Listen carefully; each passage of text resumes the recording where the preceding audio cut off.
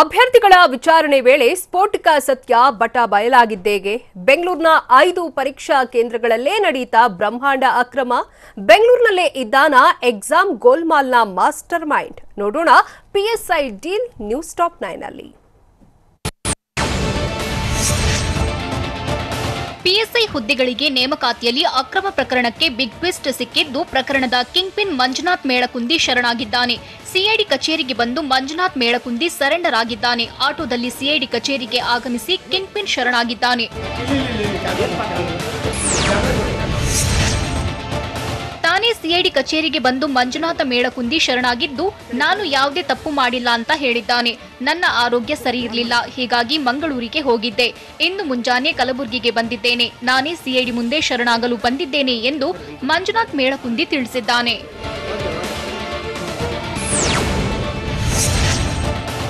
PSI ನೇಮಕಾತಿ ಅಕ್ರಮ ಪ್ರಕರಣದ ಸಿಐಡಿ ತನಿಖೆಯಲ್ಲಿ ಸ್ಫೋಟಕ ಸತ್ಯ ಬಯಲಾಗಿದೆ. ಕಲಬುರಗಿಯಲ್ಲ, ಬೆಂಗಳೂರೇ ಅಕ್ರಮದ ಹೆಡ್ ಕ್ವಾರ್ಟರ್ಸ್ ಅಂತ ಹೇಳಲಾಗ್ತಿದೆ. ರಾಜಧಾನಿಯಲ್ಲೇ ರಾಜಾರೋಷವಾಗಿ ಪರೀಕ್ಷೆ ಡೀಲ್ ನಡೆದಿದ್ದಂತೆ ದಿವ್ಯಾ ಹಾಗರಗಿ ರುದ್ರಗೌಡ ಪಾಟೀಲ್ ಮಾತ್ರವಲ್ಲದೆ ಮತ್ತೊಬ್ಬ ಮಾಸ್ಟರ್ ಮೈಂಡ್ ಇದ್ದು ಸ್ಲೀಪರ್ ಸೆಲ್ ಆಗಿ ಕಾರ್ಯನಿರ್ವಹಿಸಿದ್ದಾನಂತೆ.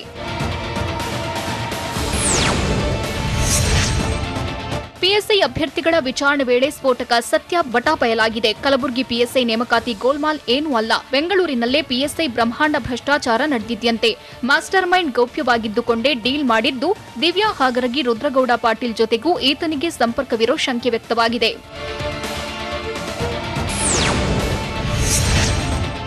ಪಿಎಸ್ಐ ಪರೀಕ್ಷಾ ಅಕ್ರಮಕ್ಕೆ ಸ್ಫೋಟಕ ಟ್ವಿಸ್ಟ್ ಸಿಕ್ಕಿದ್ದು ಒಎಂಆರ್ ಶೀಟ್ ಪರಿಶೀಲನೆ ವೇಳೆ ಸಿಐಡಿ ಅಧಿಕಾರಿಗಳೇ ಶಾಕ್ ಆಗಿದ್ದಾರೆ. 27 ಅಭ್ಯರ್ಥಿಗಳಿಂದ ಬೆಂಗಳೂರಿನ ಕರಾಳ ಸತ್ಯ ಬಯಲಾಗಿದೆ. ಒಎಂಆರ್ ಶೀಟ್ಗೂ ಕಾರ್ಬನ್ ಕಾಪಿಗೂ ಅಜಗಜಾಂತರ ವ್ಯತ್ಯಾಸವಿದ್ಯಂತೆ.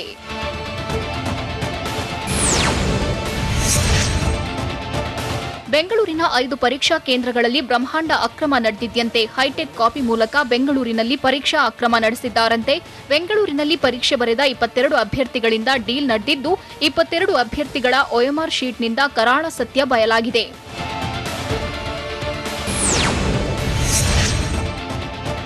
ಎರಡನೇ ದಿನವೂ ದಿವ್ಯಾ ಅಂಡ್ ಗ್ಯಾಂಗ್ಗೆ ಸಿಐಡಿ ಗ್ರಿಲ್ ಮಾಡ್ತಿದೆ. ತನಿಖೆ ತೀವ್ರಗೊಳಿಸಿರೋ ಪೊಲೀಸರು ಅಕ್ರಮದ ಇಂಚಿಂಚು ಮಾಹಿತಿ ಕಲೆ ಹಾಕ್ತಿದ್ದಾರೆ. ಕಲಬುರಗಿ ನಗರದ ಸಿಐಡಿ ಕಚೇರಿಯಲ್ಲಿ ಕಿಂಗ್ ಪಿನ್ಗಳ ವಿಚಾರಣೆ ಮಾಡ್ತಿದ್ದಾರೆ. ಮೊದಲ ದಿನದ ಸಿಐಡಿ ಸುದೀರ್ಘ ವಿಚಾರಣೆಯಲ್ಲಿ ಏನು ಗೊತ್ತಿಲ್ಲ ಅನ್ನುತ್ತಲೇ ಆರೋಪಿಗಳು ಅಕ್ರಮದ ಸುಳಿವು ಬಿಟ್ಕೊಟ್ಟಿದ್ದಾರಂತೆ. ಪೊಲೀಸ್ ಇಲಾಖೆ ಬಗ್ಗೆಯೇ ಸುಳಿವು ನೀಡಿದ್ದಾರೆ ಎನ್ನಲಾಗಿದೆ.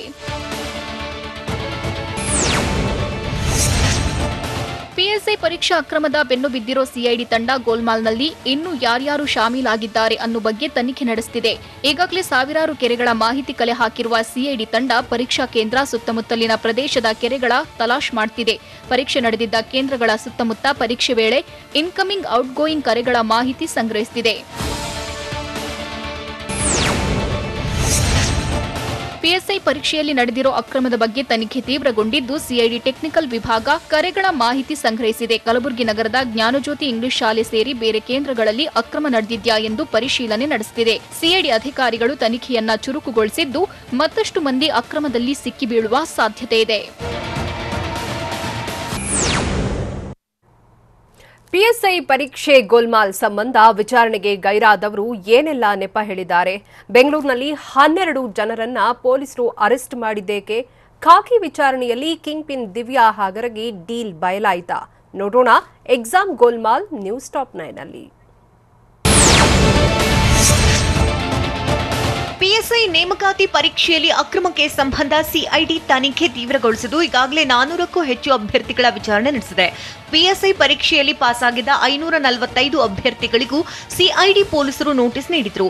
ಈ ಪೈಕಿ 100ಕ್ಕೂ ಹೆಚ್ಚು ಅಭ್ಯರ್ಥಿಗಳು ವಿಚಾರಣೆಗೆ ಹಾಜರಾಗಿಲ್ಲ, ಕಾರ್ಬನ್ ಶೀಟ್ ಇಲ್ಲ, ಆರೋಗ್ಯ ಸರಿಯಿಲ್ಲ ಅಂತ ಗೈರಾಗಿದ್ದಾರೆ. ಹೀಗಾಗಿ ವಿಚಾರಣೆಗೆ ಹಾಜರಾಗದವರ ಮೇಲೆ ಸಿಐಡಿ ನಿಗಾ ಇಟ್ಟಿದೆ.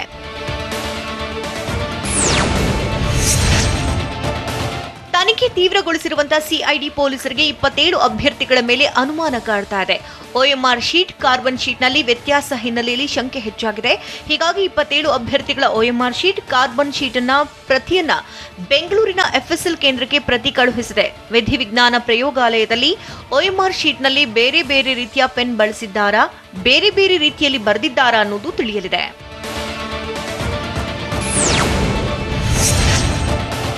ಸಿಐಡಿ ಪೊಲೀಸರಿಗೆ ಅನುಮಾನ ಕಾಡ್ತಾ ಇರುವಂತಹ 27 ಅಭ್ಯರ್ಥಿಗಳ ಪೈಕಿ 22 ಜನ ಬೆಂಗಳೂರಿನವರೇ ಆಗಿದ್ದು, ಉಳಿದ 5 ಅಭ್ಯರ್ಥಿಗಳು ಕಲಬುರಗಿ ಜಿಲ್ಲೆಯವರಾಗಿದ್ದಾರೆ. ಬೆಂಗಳೂರಿನ 7 ಪರೀಕ್ಷಾ ಕೇಂದ್ರಗಳಲ್ಲಿ 22 ಅಭ್ಯರ್ಥಿಗಳು ಪಿಎಸ್ಐ ಪರೀಕ್ಷೆ ಬರೆದಿದ್ದು, ಕಲಬುರಗಿಯ 5 ಅಭ್ಯರ್ಥಿಗಳು ಕಲಬುರಗಿ ಒಂದೇ ಪರೀಕ್ಷಾ ಕೇಂದ್ರದಲ್ಲಿ ಪಿಎಸ್ಐ ಎಕ್ಸಾಮ್ ಬರೆದಿದ್ರು. ಪೊಲೀಸ್ ಸಬ್ ಇನ್ಸ್ಪೆಕ್ಟರ್ ನೇಮಕಾತಿ ಅಕ್ರಮ ಜಾಲ ಕಲಬುರಗಿಯಿಂದ ಈಗ ಬೆಂಗಳೂರಿಗೆ ವ್ಯಾಪಿಸಿದ್ದು 12 ಜನರನ್ನ ಬಂಧಿಸಲಾಗಿದೆ. ಈ ಮೂಲಕ ಅಕ್ರಮ ಬೆಳಕಿಗೆ ಬಂದ ದಿನದಿಂದಲೂ ಕಲಬುರಗಿಗೆ ಸೀಮಿತವಾಗಿದ್ದ ತನಿಖೆ ಇದೀಗ ರಾಜಧಾನಿಗೂ ವಿಸ್ತರಣೆಯಾಗಿದೆ. ಬೆಂಗಳೂರಿನ ಹೈಗ್ರೌಂಡ್ಸ್ ಠಾಣೆ ಪೊಲೀಸರು 12 ಜನರನ್ನ ಬಂಧಿಸಿದ್ದಾರೆ. ನಿನ್ನೆ ಸಂಜೆ 9 ಜನ, ಆ ಬಳಿಕ ರಾತ್ರಿ ವೇಳೆಗೆ ಮತ್ತೆ 3 ಸೇರಿದಂತೆ 12 ಜನರು ಲಾಕ್ ಆಗಿದ್ದಾರೆ.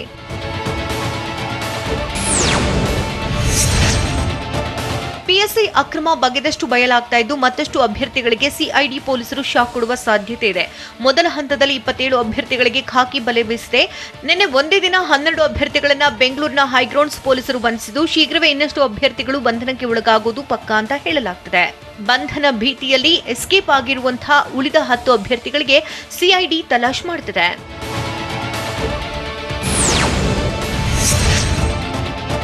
ಪಿಎಸ್ಐ ಪರೀಕ್ಷೆಯಲ್ಲಿನ ಅಕ್ರಮದ ಬಗ್ಗೆ ತನಿಖೆ ತೀವ್ರಗೊಳಿಸಿರುವಂತಹ ಸಿಐಡಿ ಪೊಲೀಸರು ಕಿಂಗ್ ಪಿನ್ಗಳ ಜನ್ಮ ಜಾಲಾಡುತ್ತಿದ್ದಾರೆ. ನಿನ್ನೆ ಸತತ 10 ಗಂಟೆಗಳ ಕಾಲ ದಿವ್ಯಾ ಹಾಗರಗಿಯನ್ನ ಸಿಐಡಿ ಪೊಲೀಸರು ವಿಚಾರಣೆ ನಡೆಸಿದ್ರು. ಅಕ್ರಮದಲ್ಲಿ ಹೇಗೆಲ್ಲ ಡೀಲ್ ಮಾಡಿದ್ರು, ಉಳಿದ ಆರೋಪಿಗಳ ಪರಿಚಯ, ಪರೀಕ್ಷೆಯಲ್ಲಿ ಅಕ್ರಮ ನಡೆಸಿದ ಹೇಗೆ ಅನ್ನೋದ್ರ ಬಗ್ಗೆ ಮಾಹಿತಿ ಸಂಗ್ರಹಿಸಿದ್ದಾರೆ.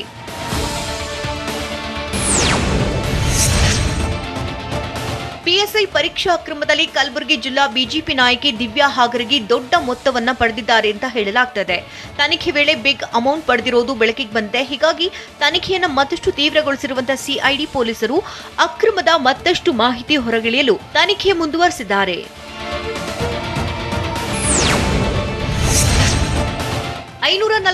ಪಿಎಸ್ಐ ನೇಮಕಾತಿ ಪರೀಕ್ಷಾ ಗೋಲ್ಮಾಲ್ನಲ್ಲಿ ದೊಡ್ಡ ಜಾಲವೇ ಕೆಲಸ ಮಾಡಿದೆ.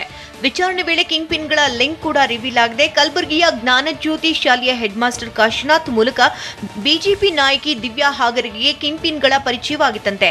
ರುದ್ರಗೌಡ ಪಾಟೀಲ್, ಮಂಜುನಾಥ್ ಮೇಳಕುಂದಿ ಪರಿಚಯವಾಗಿತ್ತು ಅಂತ ದಿವ್ಯಾ ಹಾಗರಗಿ ಬಾಯ್ಬಿಟ್ಟಿದ್ದಾಳೆ.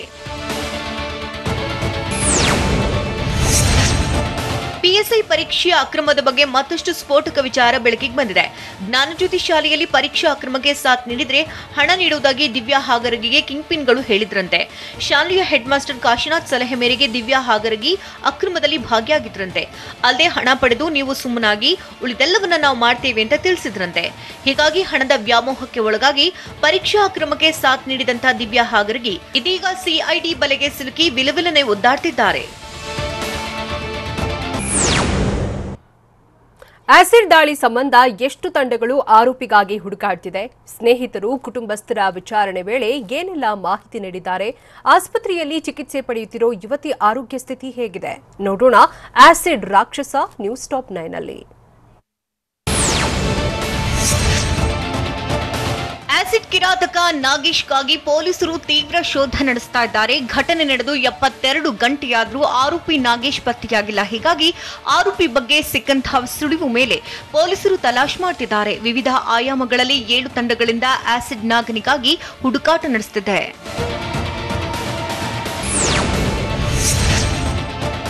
ಯುವತಿ ಮೇಲೆ ಆಸಿಡ್ ದಾಳಿ ನಡೆಸಿದ ನಾಗೇಶ್ನ ಸುಳಿವು ಇನ್ನೂ ಕೂಡ ಪತ್ತೆಯಾಗಿಲ್ಲ. ಹೀಗಾಗಿ ಆರೋಪಿ ಪತ್ತೆ ಹಚ್ಚೋದೇ ಪೊಲೀಸರಿಗೆ ದೊಡ್ಡ ತಲೆನೋವಾಗಿದೆ. ಪರಾರಿಯಾದ ನಂತರ ಆರೋಪಿ ನಾಗೇಶ್ ವಕೀಲರು, ಕುಟುಂಬಸ್ಥರು, ಸ್ನೇಹಿತರನ್ನು ಸಹ ಸಂಪರ್ಕಿಸಿಲ್ಲ. ಹೀಗಾಗಿ ಆಸಿಡ್ ದಾಳಿಕೋರ ನಾಗೇಶ್ ಪತ್ತೆಗಾಗಿ ಎಲ್ಲ ಆಯಾಮದಲ್ಲೂ ಪೊಲೀಸರು ತೀವ್ರ ಶೋಧ ನಡೆಸಿದ್ದಾರೆ.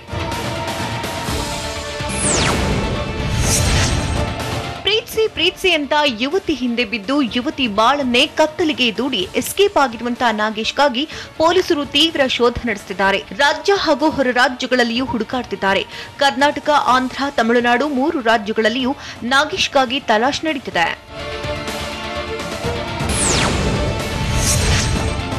ಇಡೀ ಬೆಂಗಳೂರನ್ನೇ ಬೆಚ್ಚಿ ಬೀಳಿಸಿದ ಆಸಿಡ್ ಘಟನೆ ನಡೆದು 4 ದಿನವಾದರೂ ಆರೋಪಿಯ ಸುಳಿವು ಮಾತ್ರ ಸಿಕ್ಕಿಲ್ಲ. ಆರೋಪಿಯನ್ನ ಪತ್ತೆ ಹಚ್ಚಲು ಪೊಲೀಸರು ವಿವಿಧ ಆಯಾಮಗಳಲ್ಲಿ ತನಿಖೆ ನಡೆಸುತ್ತಿದ್ದಾರೆ. ಆರೋಪಿ ನಾಗೇಶನ ಸ್ನೇಹಿತರು, ಕುಟುಂಬಸ್ಥರ ವಿಚಾರಣೆ ಮಾಡಿದ್ದಾರೆ. ಈವರೆಗೆ 20ಕ್ಕೂ ಹೆಚ್ಚು ಜನರನ್ನ ವಶಕ್ಕೆ ಪಡೆದು ಎನ್ಕ್ವೈರಿ ನಡೆಸಿದ್ದಾರೆ. 4 ದಿನಗಳಿಂದ ಆರೋಪಿಗಾಗಿ ಪೊಲೀಸರು ಹುಡುಕಾಡ್ತಿದ್ದಾರೆ.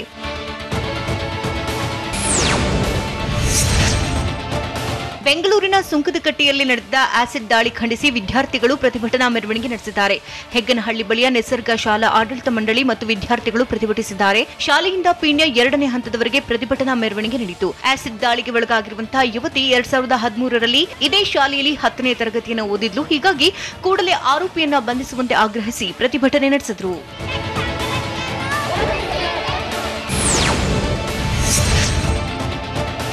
ಆರೋಪಿಯ ಅಣ್ಣ ರಮೇಶ್, ಸ್ನೇಹಿತರು, ಸಂಬಂಧಿಕರು ಎಲ್ಲರೂ ನಾಗೇಶ್ ತಮಿಳುನಾಡಿಗೆ ಹೋಗಿದ್ದಾನೆ ಎನ್ನುವ ಮಾಹಿತಿ ನೀಡಿದ್ದಾರೆ. ಹೀಗಾಗಿ ಪೊಲೀಸರ ಒಂದು ತಂಡ ತಮಿಳುನಾಡಿಗೆ ತೆರಳಿ ಹುಡುಕಾಟ ಆರಂಭಿಸಿದೆ. ತಮಿಳುನಾಡಿನ ಹಲವು ಜಿಲ್ಲೆಯಲ್ಲಿ ಶೋಧ ನಡೆಸ್ತಾ ಇದೆ. ತಮಿಳುನಾಡು ಪೊಲೀಸರ ಸಹಾಯವನ್ನ ಪಡೆದುಕೊಂಡು ನಾಗೇಶ್ನ ಹುಡುಕಾಟ ನಡೆಸ್ತಾ ಇದೆ. ಆರೋಪಿ ನಾಗೇಶ್ ಪತ್ತೆಗೆ ಒಟ್ಟು 7 ತಂಡ ರಚನೆ ಮಾಡಲಾಗಿದೆ.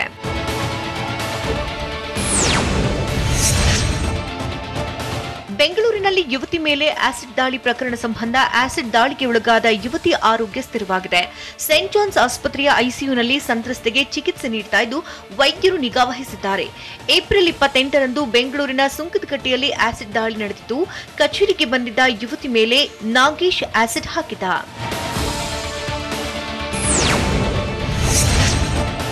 ಆಸಿಡ್ ದಾಳಿಗೆ ಒಳಗಾಗಿರುವಂತಹ ಯುವತಿ ಸಾವು ಬದುಕಿನ ನಡುವೆ ಹೋರಾಡುತ್ತಿದ್ದಾಳೆ. ಸೇಂಟ್ ಜಾನ್ಸ್ ಆಸ್ಪತ್ರೆಯ ತೀವ್ರ ನಿಗಾ ಘಟಕದಲ್ಲಿ ಯುವತಿಗೆ ಚಿಕಿತ್ಸೆ ಮುಂದುವರಿಸಲಾಗಿದೆ. ಸುಟ್ಟ ಗಾಯಗಳು ಒಣಗಿದ ಮೇಲೆ ಶಸ್ತ್ರಚಿಕಿತ್ಸೆ ಮಾಡುವುದಕ್ಕೆ ವೈದ್ಯರು ನಿರ್ಧಾರ ಮಾಡಿದ್ದಾರೆ. ಸದ್ಯಕ್ಕೆ ಸಂತ್ರಸ್ತೆಯ ಆರೋಗ್ಯ ಸ್ಥಿರವಾಗಿದೆ.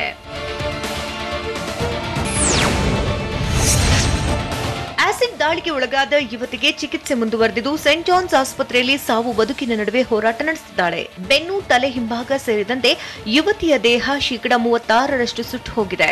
ಚಿಕಿತ್ಸೆ ಪಡಿತಾ ಇದ್ರೂ ಯುವತಿಯ ಸ್ಥಿತಿ ಚಿಂತಾಜನಕವಾಗಿದ್ದು, ಮಾನಸಿಕವಾಗಿ ಸಂಪೂರ್ಣವಾಗಿ ಕುಗ್ಗಿದ್ದಾಳೆ. ಸೇಂಟ್ ಜಾನ್ಸ್ ಆಸ್ಪತ್ರೆಯ ತೀವ್ರ ನಿಗಾ ಘಟಕದಲ್ಲಿ ಸಂತ್ರಸ್ತೆಗೆ ಚಿಕಿತ್ಸೆ ನೀಡಲಾಗುತ್ತಿದೆ. ರಾಜ್ಯದಲ್ಲಿ ಮತ್ತೆ ಧಗಧಗಿಸುತ್ತಾ ಧಾರ್ಮಿಕ ಕಿಚ್ಚು. ಸರ್ಕಾರಕ್ಕೆ ಶ್ರೀರಾಮ ಸೇನೆ ಮುಖ್ಯಸ್ಥ ಪ್ರಮೋದ್ ಮುತಾಲಿಕ್ ಆಗ್ರಹಿಸಿದ್ದೇನು? ಅಕ್ಷಯ ತೃತೀಯದಂದು ಭುಗಿಲೇಳುತ್ತಾ ಬಂಗಾರದ ಬಡಿದಾಟ. ನೋಡೋಣ ಧರ್ಮ ದಂಗಲ್ ನ್ಯೂಸ್ ಟಾಪ್ 9ನಲ್ಲಿ. ರಾಜ್ಯದಲ್ಲಿ ಮತ್ತೆ ಧಾರ್ಮಿಕ ಕಿಚ್ಚು ಧಗಧಗಿಸುವ ಸಾಧ್ಯತೆ ಇದೆ. ಹಿಂದೂ ಮುಸ್ಲಿಂ ಧರ್ಮಯುದ್ಧ ತಾರಕಕ್ಕೇರಲಿದ್ದು, ಹಿಂದೂ ಸಂಘಟನೆಗಳು ಮತ್ತೆ ರೊಚ್ಚಿಗೇಳ್ತಿವೆ. ವ್ಯಾಪಾರ, ಹಲಾಲ್, ಟ್ಯಾಕ್ಸಿ ಯುದ್ಧ ಆಯಿತು. ಇದೀಗ ಮಸೀದಿ ಮೈಕ್ ವಿರುದ್ಧ ಹೋರಾಟ ಶುರುವಾಗಿದೆ.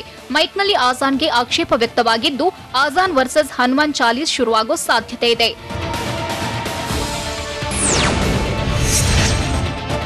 ಮಸೀದಿ ಮಂದಿರದ ಅನಧಿಕೃತ ಲೌಡ್ ಸ್ಪೀಕರ್ ತೆಗೀರಿ ಅಂತ ಶ್ರೀರಾಮ ಸೇನೆ ಮುಖ್ಯಸ್ಥ ಪ್ರಮೋದ್ ಮುತಾಲಿಕ್ ಆಗ್ರಹಿಸಿದ್ದಾರೆ.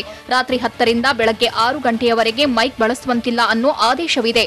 ಆದರೆ ಬೆಳಗ್ಗೆ 5 ಗಂಟೆಗೆ ಮಸೀದಿಯಲ್ಲಿ ಲೌಡ್ ಸ್ಪೀಕರ್ ಹಾಕ್ತಾರೆ.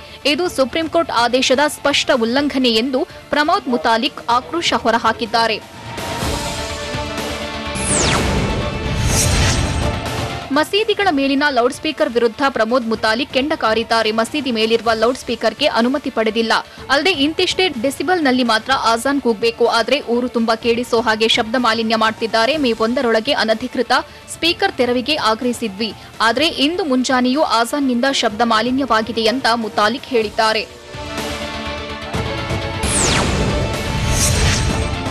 ರಾಜ್ಯದಲ್ಲಿ ಆಜಾನ್ ವರ್ಸಸ್ ಹನುಮಾನ್ ಚಾಲೀಸ್ ವಾರ್ ಭುಗಿಲೇಳಲಿದೆ.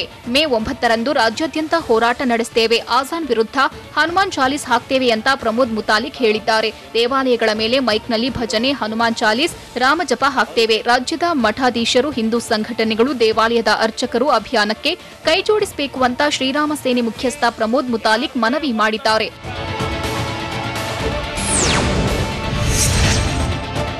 ರಾಜ್ಯ ಸರ್ಕಾರಕ್ಕೆ ಪ್ರಮೋದ್ ಮುತಾಲಿಕ್ ಖಡಕ್ ವಾರ್ನಿಂಗ್ ನೀಡಿದ್ದಾರೆ. ನಮ್ಮನ್ನ ಸರ್ಕಾರ ತಡೆಯಲು ಮುಂದಾದ್ರೆ ಸಂಘರ್ಷವೇ ನಡೆಯಲಿದೆ ಎಂದು ಮುತಾಲಿಕ್ ಎಚ್ಚರಿಕೆ ಕೊಟ್ಟಿದ್ದಾರೆ. ನಮ್ಮ ಹೋರಾಟಕ್ಕೆ ರಾಜ್ಯ ಸರ್ಕಾರವೇ ಕಾರಣ. ಸುಪ್ರೀಂ ಆದೇಶವನ್ನ ಸರ್ಕಾರ ಜಾರಿಗೊಳಿಸಿಲ್ಲ. ಹೀಗಾಗಿ ನಮ್ಮನ್ನ ತಡೆಯಲು ಮುಂದಾಗಬೇಡಿ. ಇದು ಯಾವುದೋ ಒಂದು ಧರ್ಮದ ವಿರುದ್ಧವಲ್ಲ. ಸುಪ್ರೀಂ ಕೋರ್ಟ್ ಆದೇಶದ ಉಲ್ಲಂಘನೆಯ ಮನಸ್ಥಿತಿ ವಿರುದ್ಧ ಸಮರ ಎಂದು ಮುತಾಲಿಕ್ ಹೇಳಿದ್ದಾರೆ.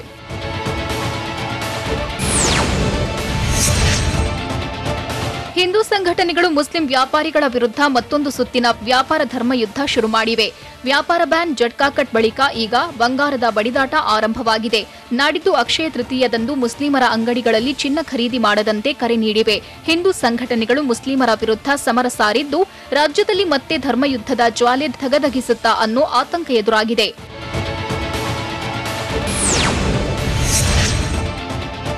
ಅಕ್ಷಯ ತೃತೀಯಕ್ಕೂ ಧರ್ಮ ಸಂಘರ್ಷದ ಕಿಡಿ ಹೊತ್ತಿದೆ. ರಾಜ್ಯಾದ್ಯಂತ ಮುಸ್ಲಿಮರ ಅಂಗಡಿಗಳಲ್ಲಿ ಬಂಗಾರ ಖರೀದಿಸಬೇಡಿ, ಹಿಂದೂಗಳ ಅಂಗಡಿಗಳಲ್ಲೇ ಚಿನ್ನ ಖರೀದಿಸಿ ಅಂತ ಹಿಂದೂಪರ ಸಂಘಟನೆಗಳು ಅಭಿಯಾನಕ್ಕೆ ಕರೆ ನೀಡಿವೆ. ಅಷ್ಟೇ ಅಲ್ಲ, ಮುಸ್ಲಿಮರ ಅಂಗಡಿಗಳಲ್ಲಿ ಚಿನ್ನ ಖರೀದಿಸಿದ್ರೆ ಆ ಹಣ ಕೇರಳದ ಮುಸ್ಲಿಂ ಸಂಘಟನೆಗಳಿಗೆ ಹೋಗುತ್ತೆ ಅಂತ ಆರೋಪಿಸಿದ್ದಾರೆ.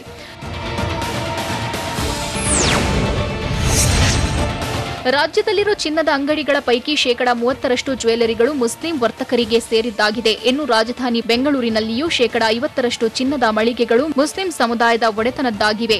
ಅಕ್ಷಯ ತೃತೀಯ ದಿನ ಈ ಅಂಗಡಿಯವರು ಆಫರ್ ಮೇಲೆ ಆಫರ್ ಕೊಟ್ಟಿವೆ. ಆದ್ರೀಗ ಹಿಂದೂಪರ ಸಂಘಟನೆಗಳ ಕ್ಯಾಂಪೇನ್ ಮುಸ್ಲಿಮರ ವ್ಯಾಪಾರಕ್ಕೆ ಹೊಡೆತ ನೀಡೋ ಸಾಧ್ಯತೆ ಇದೆ. ಅಕ್ಷಯ ತೃತೀಯಕ್ಕೆ ಮುಸ್ಲಿಮರ ಅಂಗಡಿಗಳಲ್ಲಿ ಚಿನ್ನ ಖರೀದಿಸಬೇಡಿ ಅನ್ನೋ ಕ್ಯಾಂಪೇನ್ ಶುರುವಾಗಿದೆ. ರಾಜ್ಯಾದ್ಯಂತ 30,000 ಚಿನ್ನದ ಅಂಗಡಿಗಳಿದ್ದು 30% ಅಂಗಡಿಗಳು ಮುಸ್ಲಿಮರದ್ದಾಗಿದೆ. ಅಲ್ಲದೆ ಬೆಂಗಳೂರಿನ 12 ರಿಂದ 15,000 ಚಿನ್ನದ ಅಂಗಡಿಗಳಲ್ಲಿ 3,000 ಮುಸ್ಲಿಮರ ಜ್ಯುವೆಲರಿ ಶಾಪ್ ಆಗಿದೆ. ಚಿನ್ನಾಭರಣ ತಯಾರಿಕೆಯಲ್ಲೂ ಮುಸ್ಲಿಮರೇ ಹೆಚ್ಚಾಗಿದ್ದಾರೆ. ಅಲ್ಲದೆ ಸಾಮಾನ್ಯ ದಿನಕ್ಕಿಂತ ಅಕ್ಷಯ ತೃತೀಯದಂದು 4 ಪಟ್ಟು ಹೆಚ್ಚು ವ್ಯಾಪಾರವಾಗುತ್ತೆ. ಇದೀಗ ಬಂಗಾರ ಬ್ಯಾನ್ ಕ್ಯಾಂಪೇನ್ನಿಂದ ಮುಸ್ಲಿಮರಿಗೆ ಕೋಟಿ ಲಾಸ್ ಆಗೋ ಸಾಧ್ಯತೆ ಇದೆ. ಪಿಎಸ್ಐ ಪರೀಕ್ಷಾ ಅಕ್ರಮದಲ್ಲಿ ಪೊಲೀಸ್ ಸಿಬ್ಬಂದಿಯೂ ಶಾಮೀಲಾಗಿದ್ದಾರಾ? ನಾಯಕತ್ವ ಬದಲಾವಣೆಗೆ ಬಿಜೆಪಿಗೆ ಶಕ್ತಿ ಅಂತ ಹೇಳಿದ್ಯಾರು? ಹಾಸನದಲ್ಲಿ ರಾತ್ರೋರಾತ್ರಿ ಕಟ್ಟಡ ನೆಲಸಮ ಮಾಡಿದ್ದೇಕೆ? ನೋಡೋಣ ಕರ್ನಾಟಕ ನ್ಯೂಸ್ ಟಾಪ್ 9ನಲ್ಲಿ. ಪಿಎಸ್ಐ ನೇಮಕಾತಿ ಅಕ್ರಮ ಪ್ರಕರಣದಲ್ಲಿ ಪೊಲೀಸ್ ಇಲಾಖೆಯ ಕೆಲ ಸಿಬ್ಬಂದಿಯು ಶಾಮೀಲಾಗಿರುವ ಶಂಕೆ ವ್ಯಕ್ತವಾಗಿದೆ. ಕೆಲ ಪೊಲೀಸ್ ಅಧಿಕಾರಿಗಳೇ ಅಭ್ಯರ್ಥಿಗಳನ್ನ ರುದ್ರಗೌಡ ಪಾಟೀಲ್ಗೆ ಪರಿಚಯ ಮಾಡಿಕೊಟ್ಟಿದ್ದಾರೆ ಅಂತ ಹೇಳಲಾಗ್ತಾ ಇದೆ. ಜೊತೆಗೆ ಪೊಲೀಸ್ ಸಿಬ್ಬಂದಿಯ ಹಣ ನೀಡಿರುವ ಬಗ್ಗೆ ಮಾಹಿತಿ ಕೂಡ ಸಿಕ್ಕಿದೆ. ಕಲಬುರಗಿ ಜಿಲ್ಲೆಯಲ್ಲಿ ಕೆಲಸ ಮಾಡಿರುವಂತಹ ಕೆಲ ಪೊಲೀಸ್ ಸಿಬ್ಬಂದಿ ಅಕ್ರಮದಲ್ಲಿ ಭಾಗಿಯಾಗಿದ್ದಾರೆ ಎನ್ನಲಾಗ್ತಿದೆ.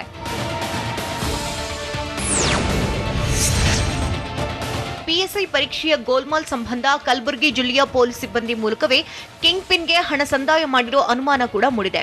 ಪ್ರಕರಣದಲ್ಲಿ ಇಬ್ಬರು ಡಿವೈಎಸ್ಪಿ, ಓರ್ವ ಸಿಬಿಐ ಹೆಸರು ಪ್ರಸ್ತಾಪವಾಗಿದ್ದು, ಪೊಲೀಸ್ ಸಿಬ್ಬಂದಿ ಕೈವಾಡದ ಬಗ್ಗೆ ಸಿಐಡಿ ಮಾಹಿತಿ ಸಂಗ್ರಹಿಸುತ್ತಿದೆ. ಅನೇಕ ಹಿರಿಯ ಪೊಲೀಸ್ ಅಧಿಕಾರಿಗಳ ಜೊತೆ ಸಂಪರ್ಕದಲ್ಲಿದ್ದಂತಹ ರುದ್ರಗೌಡ ಪಾಟೀಲ್ ಅವರ ಮೂಲಕವೇ ಡೀಲ್ ನಡೆಸಿದ್ದಾನೆ ಅಂತ ಹೇಳಲಾಗ್ತಿದೆ. ನಾಯಕತ್ವ ಬದಲಾವಣೆಯೇ ಬಿಜೆಪಿಗೆ ಶಕ್ತಿ ಅಂತ ಬಿಜೆಪಿ ರಾಷ್ಟ್ರೀಯ ಪ್ರಧಾನ ಕಾರ್ಯದರ್ಶಿ ಬಿಎಲ್ ಸಂತೋಷ್ ಹೇಳಿದ್ದಾರೆ. ಮೈಸೂರು ಬಿಜೆಪಿ ಸಭೆಯಲ್ಲಿ ಮಾತನಾಡಿದಂತ ಅವರು, ಪಂಜಾಬ್, ಗುಜರಾತ್ ರಾಜ್ಯಗಳಲ್ಲಿ ನಾಯಕತ್ವ ಬದಲಾವಣೆಯ ಪ್ರಯೋಗ ಯಶಸ್ವಿಯಾಗಿದ್ದು, ಹಾಲಿ ಶಾಸಕರು ಕುಟುಂಬಸ್ಥರನ್ನ ಹೊರಗಿಟ್ಟು ಚುನಾವಣೆ ನಡೆಸಿದ್ದೇವೆ ಅಂತ ಹೇಳಿದ್ದಾರೆ. ಬಿಜೆಪಿ ರಾಷ್ಟ್ರೀಯ ಪ್ರಧಾನ ಕಾರ್ಯದರ್ಶಿ ಬಿಎಲ್ ಸಂತೋಷ್ ಹೇಳಿಕೆ ರಾಜ್ಯ ಬಿಜೆಪಿಯಲ್ಲಿ ಸಂಚಲನಕ್ಕೆ ಕಾರಣವಾಗಿದೆ. ಬಿಜೆಪಿ ಅಧಿಕಾರಕ್ಕೇರಲು ಹೊಸ ಮುಖಗಳ ಪರಿಚಯ ಕಾರಣ ದೆಹಲಿ ಪಾಲಿಕೆ ಎಲೆಕ್ಷನ್ನಲ್ಲಿ ಹಾಲಿ ಸದಸ್ಯರಿಗೆ ಟಿಕೆಟ್ ನೀಡಲಿಲ್ಲ. ಗುಜರಾತ್ ಪಾಲಿಕೆಯಲ್ಲೂ ಹೊಸಬರಿಗೆ ಟಿಕೆಟ್ ಕೊಟ್ಟು ಅಧಿಕಾರಕ್ಕೇರಿದ್ದೇವೆ. ಬಿಜೆಪಿಯಲ್ಲಿ ಮಾತ್ರ ಇಂತಹ ಪ್ರಯೋಗಗಳು ನಡೀತಾವೆ ಅಂತ ಬಿಎಲ್ ಸಂತೋಷ್ ಹೇಳಿದ್ದಾರೆ.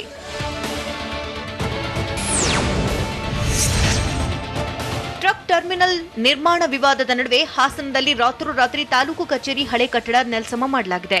ಮಾಜಿ ಸಚಿವ ಎಚ್.ಡಿ. ರೇವಣ್ಣ ಮಾತಿಗೆ ಸೊಪ್ಪು ಹಾಕದೆ ರಾತ್ರೋರಾತ್ರಿ ಕಟ್ಟಡ ಕೆಡವಿದ್ದಾರೆ.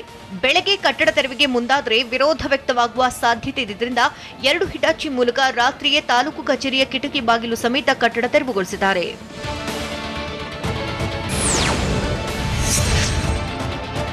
ಟ್ರಕ್ ಟರ್ಮಿನಲ್ ವಿಚಾರದಲ್ಲಿ ಜೆಡಿಎಸ್ ಬಿಜೆಪಿ ನಡುವೆ ಜಟಾಪಟಿ ನಡೀತಾ ಇದ್ದು, ತಾಲೂಕು ಕಚೇರಿ ಕಟ್ಟಡ ಕೆಡವಲು ಬಿಡಲ್ಲವೆಂದು ಎಚ್.ಡಿ. ರೇವಣ್ಣ ಎಚ್ಚರಿಸಿದ್ರು.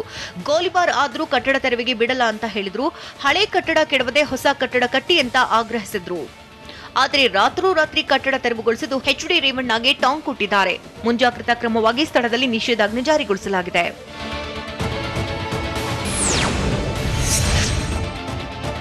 ಕಾರ್ಮಿಕರ ದಿನದಂದೇ ಅಮಾನವೀಯ ಘಟನೆ ಬೆಳಕಿಗೆ ಬಂದಿದ್ದು, ರಾಜಧಾನಿ ಬೆಂಗಳೂರಿನಲ್ಲಿ ಮ್ಯಾನ್ ಹೋಲ್ಗೆ ಇಳಿದು ಸ್ವಚ್ಛಗೊಳಿಸುವ ವ್ಯವಸ್ಥೆ ಇನ್ನೂ ಕೂಡ ಜೀವಂತವಾಗಿದೆ. ಬೆಂಗಳೂರಿನಲ್ಲಿ ನಿಯಮ ಬಾಹಿರವಾಗಿ ಮ್ಯಾನ್ ಹೋಲ್ಗೆ ಗುತ್ತಿಗೆ ಸಿಬ್ಬಂದಿಯನ್ನು ಇಳಿಸಿ ಸ್ವಚ್ಛಗೊಳಿಸಿದ್ದಾರೆ. ಕೆಂಪೇಗೌಡ ರಸ್ತೆಯ ಶಿಕ್ಷಕರ ಸದನ ಕಟ್ಟಡದ ಮ್ಯಾನ್ ಹೋಲ್ಗೆ ಇಳಿದು ಸ್ವಚ್ಛಗೊಳಿಸ್ತಾ ಇರುವಂತಹ ಫೋಟೋ ಟಿವಿ ನನಗೆ ಲಭ್ಯವಾಗಿದೆ. ತುಮಕೂರಿನಲ್ಲಿ ಕನ್ನಡ ನಾಮಫಲಕ ನಿರ್ಲಕ್ಷಿಸಿದ ರೆನಾಲ್ಟ್ ಕಂಪನಿ ಶೋರೂಮ್ ಪರವಾನಗಿಯನ್ನ ರದ್ದು ಮಾಡಲಾಗಿದೆ. ತುಮಕೂರು ಹೊರವಲಯದ ರಿಂಗ್ ರಸ್ತೆಯಲ್ಲಿರುವ ಶೋರೂಂನಲ್ಲಿ 2 ತಿಂಗಳಿನಿಂದ ಕನ್ನಡ ನಾಮಫಲಕ ಹಾಕುವಂತೆ ವಿಶ್ವ ಮಾನವ ಹಕ್ಕುಗಳ ಸೇವಾ ಕೇಂದ್ರ ಮನವಿ ಮಾಡಿತ್ತು. ಅಧಿಕಾರಿಗಳಿಗೆ ಮನವಿ ಮಾಡಿದ್ರೂ ಕನ್ನಡ ಕಡೆಗಣಿಸಿತ್ತು. ಹೀಗಾಗಿ ಕನ್ನಡ ಅಭಿವೃದ್ಧಿ ಪ್ರಾಧಿಕಾರಕ್ಕೆ ದೂರು ನೀಡಿ ಶೋರೂಂ ಬಳಿ ಕಾರ್ಯಕರ್ತರು ಉಪವಾಸ ಸತ್ಯಾಗ್ರಹಕ್ಕೆ ಕುಳಿತಿದ್ರು. ಸ್ಥಳಕ್ಕೆ ಭೇಟಿ ನೀಡಿದ ಪಾಲಿಕೆ ಆಯುಕ್ತೆ ರೇಣುಕಾ ತಾತ್ಕಾಲಿಕವಾಗಿ ರೆನಾಲ್ಟ್ ಕಂಪನಿ ಪರವಾನಗಿ ರದ್ದುಗೊಳಿಸಿ ಆದೇಶ ಮಾಡಿದ್ದಾರೆ. ವೀಕೆಂಡ್ ಆಗಿರೋದ್ರಿಂದ ನಂದಿ ಗಿರಿಧಾಮಕ್ಕೆ ಪ್ರವಾಸಿಗರು ಲಗ್ಗೆ ಇಟ್ಟಿದ್ದಾರೆ. ಆದರೆ ಗಿರಿಧಾಮದ ಮೇಲೆ ಪಾರ್ಕಿಂಗ್ ಹೌಸ್ಫುಲ್ ಆಗಿದ್ದರಿಂದ ಗಿರಿಧಾಮದ ಕೆಳಗಡೆಯೇ ವಾಹನಗಳನ್ನು ಪೊಲೀಸರು ತಡೆದಿದ್ದು ಪ್ರವಾಸಿಗರು ಪರದಾಡಿದ್ದಾರೆ. ಕಿಲೋಮೀಟರ್ ವರೆಗೆ ಟ್ರಾಫಿಕ್ ಜಾಮ್ ಆಗಿ ವೃದ್ಧರು ಮಕ್ಕಳ ಸಮೇತ ವಾಹನಗಳಲ್ಲೇ ಪ್ರವಾಸಿಗರು ಸಂಕಷ್ಟಕ್ಕೆ ಸಿಲುಕಿದ್ರು. ಗಿರಿಧಾಮದಲ್ಲಿ ಕೇವಲ 300 ಕಾರು 1000 ಬೈಕ್ಗಳ ಪಾರ್ಕಿಂಗ್ಗೆ ಮಾತ್ರ ಅವಕಾಶವಿದೆ. ಹೀಗಾಗಿ ಸೂರ್ಯೋದಯ ನೋಡಲು ಆಗಮಿಸಿದ ಪ್ರವಾಸಿಗರು ರಸ್ತೆಯಲ್ಲೇ ನರಕ ದರ್ಶನ ಮಾಡಿದ್ದಾರೆ. ಭಾರಿ ಮಳೆಗೆ ಮಂಡ್ಯ, ಮೈಸೂರು, ತುಮಕೂರಿನಲ್ಲಿ ಏನೆಲ್ಲ ಅವಾಂತರ ಸೃಷ್ಟಿಯಾಗಿದೆ? ಕನ್ನಡದಲ್ಲಿ ನಾಮಫಲಕ ಹಾಕದಕ್ಕೆ 10,000 ರೂಪಾಯಿ ದಂಡ ವಿಧಿಸಿದಲ್ಲಿ 19 ಕೆಜಿ ತೂಕದ ಕಮರ್ಷಿಯಲ್ ಸಿಲಿಂಡರ್ ಬೆಲೆ ಮತ್ತಷ್ಟು ಹೆಚ್ಚಾಗಿದೆ. ನೋಡೋಣ ಸಮಗ್ರ ನ್ಯೂಸ್ ಟಾಪ್ 9ನಲ್ಲಿ.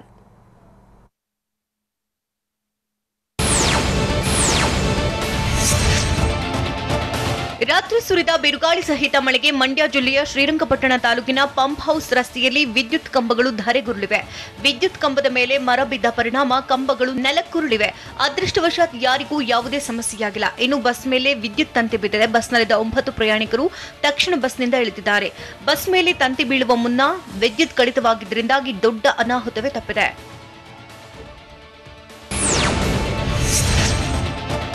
ಸಾಂಸ್ಕೃತಿಕ ನಗರಿ ಮೈಸೂರಿನಲ್ಲಿ ಗುಡುಗು ಸಿಡಿಲು ಸಹಿತ ಸುರಿದಂತಹ ಮಳೆಗೆ ಜನರು ತತ್ತರಿಸಿ ಹೋಗಿದ್ದಾರೆ.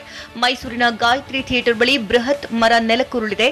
ಚಾಮರಾಜ ಜೋಡಿ ರಸ್ತೆಗೆ ಅಡ್ಡಲಾಗಿ ಮರ ಬಿದ್ದಿದ್ದು ಕಾರು ವಿದ್ಯುತ್ ಕಂಬಕ್ಕೆ ಹಾನಿಯಾಗಿದೆ. ಪಾಲಿಕೆ ಸಿಬ್ಬಂದಿ ಮರ ತೆರವು ಮಾಡಿದ್ದು ಕೆಲ ಹೊತ್ತು ವಾಹನ ಸಂಚಾರಕ್ಕೆ ತೊಂದರೆಯಾಯಿತು. ತುಮಕೂರು ಜಿಲ್ಲೆಯ ಹಲವೆಡೆ ತಡರಾತ್ರಿ ಧಾರಾಕಾರ ಮಳೆ ಸುರಿದಿದ್ದು ಹಲವು ಅವಾಂತರವೇ ಸೃಷ್ಟಿಯಾಗಿದೆ. ಕೊರಟಗೆರೆ ತಾಲೂಕಿನಲ್ಲಿ ಗಾಳಿ ಮಳೆಗೆ ಮರಗಳು ಧರೆಗುರುಳಿವೆ. ಗೊಡ್ರಹಳ್ಳಿ ಸೇರಿದಂತೆ ಹಲವು ಗ್ರಾಮಗಳಲ್ಲಿ 15ಕ್ಕೂ ಹೆಚ್ಚು ಮರಗಳು ಬಿದ್ದಿದ್ದು ಮನೆಗಳಿಗೆ ಹಾನಿಯಾಗಿದೆ. ಗಾಳಿಯ ರಭಸಕ್ಕೆ ಹಲವು ಮನೆಗಳ ಮೇಲ್ಛಾವಣಿ ಹಾರಿ ಹೋಗಿದೆ. ಕೊರಟಗೆರೆ, ಮಧುಗಿರಿ ಸೇರಿದಂತೆ ಹಲವೆಡೆ ಗಾಳಿ ಸಹಿತ ಮಳೆ ಸುರಿದಿದೆ. ವಿದ್ಯುತ್ ಶಾರ್ಟ್ ಸರ್ಕ್ಯೂಟ್ನಿಂದ ಬಾಳೆ ತೋಟಕ್ಕೆ ಬೆಂಕಿ ಬಿದ್ದು ಕಟಾವಿಗೆ ಬಂದಿದ್ದ 4-5 ಲಕ್ಷ ರೂಪಾಯಿ ಮೌಲ್ಯದ ಫಸಲು ಬೆಂಕಿ ಕಾಹುತಿಯಾಗಿದೆ. ವಿಜಯಪುರ ಜಿಲ್ಲೆಯ ಮುದ್ದೇಬಿಹಾಳ ತಾಲೂಕಿನ ಆಲೂರು ಗ್ರಾಮದಲ್ಲಿ ಘಟನೆ ನಡೆದಿದೆ. ಬಾಪುಗೌಡ ಪಾಟೀಲ್ ಎಂಬುವರಿಗೆ ಸೇರಿದಂತಹ 4 ಎಕರೆ ಬಾಳೆ ತೋಟ ನಾಶವಾಗಿದ್ದು ಅಗ್ನಿಶಾಮಕ ಸಿಬ್ಬಂದಿ ಬೆಂಕಿ ನಂದಿಸಿದ್ದಾರೆ.